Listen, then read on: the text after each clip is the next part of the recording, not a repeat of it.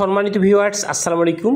হাতের শক্তি বাড়াতে আমি যে জিমটি করব, এই জিমটি তোমাদের প্রতিনিয়ত করতে হবে এবং অতিরিক্ত চেহারাটা ফিটনেস রাখতে এবং শারীরিক সুস্থতা রাখতে এই জিমটি গুরুত্বপূর্ণ ভূমিকা পালন করবে। সো বন্ধুগণ, আমার চ্যানেলটাই নতুন, যদি তোমরা সাবস্ক্রাইব করে না দিয়ে থাকো অবশ্যই সাবস্ক্রাইব করে দেবে এবং ফেসবুক পেজ থেকে দেখলে অবশ্যই ফলো করে দিবে এবং পাশে থাকবে আর নতুন নতুন জিম করা ভিডিওগুলো দেখতে থাকবে। তা চলুন আমি জিমটা শুরু করে দেই।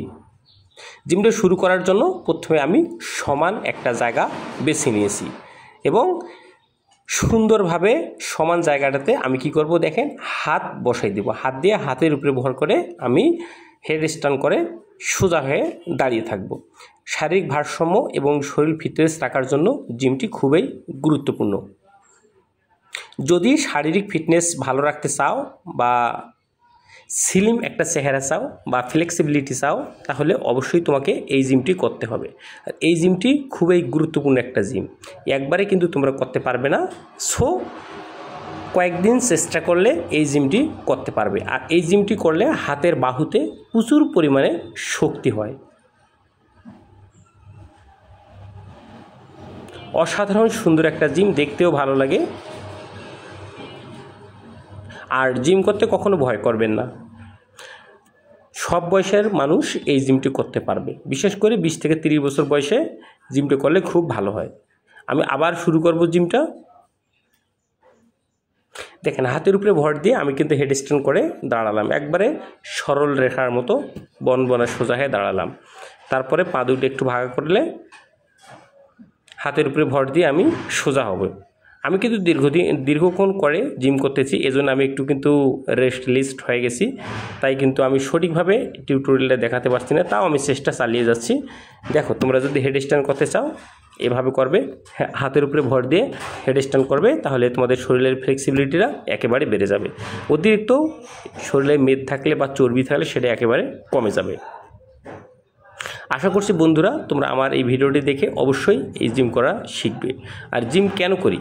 শারীরিক সুস্থতা বজায় রাখার জন্য সবচেয়ে গুরুত্বপূর্ণ জিমে ভূমিকা রাখবে।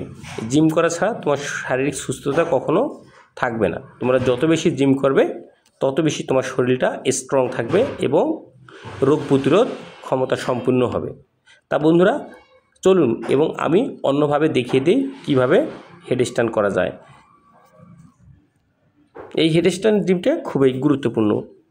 মাথার উপরে ভর দিয়ে এই জিমটি করতে হয়। আর মাথার উপরে ভর দিয়ে ব্রেনটার উপরে চাপ পড়ে না, বরং ব্রেনটা বেশি সক্রিয় থাকে এবং ব্রেনটা কার্যক্ষম থাকে। অনেকেই ভাবে যে হয়তোবা এই জিমটি করলে মাথায় রক্ত আসবে। মাথায় কি রক্ত থাকে না? মাথায় কিন্তু সবসময় রক্ত থাকে।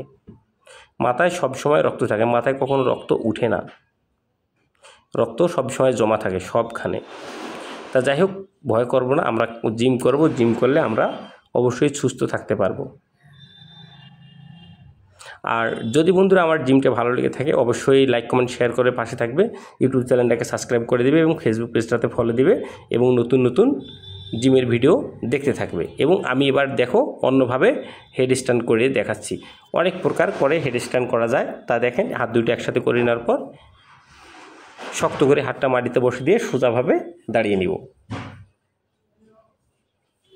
আর তোমার যদি তোমার শরীরকে ফ্লেক্সিবিলিটি করতে চাও বা সুস্থ রাখতে চাও, তাহলে অবশ্যই তুমি প্রতিনিয়ত আমার মতো করে জিম করবে।